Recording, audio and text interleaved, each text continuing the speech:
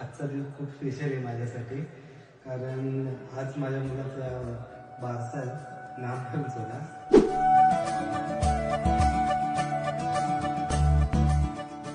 येत्या 1.5 महिन्यात तुम्हाला आमच्या आयुष्यात खूप आनंद झाला.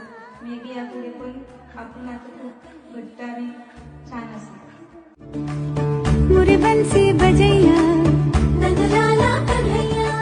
दीड महिन्याची ओढ अशी लागली की कधी घरी जाते आणि त्याचा चेहरा बघतोय.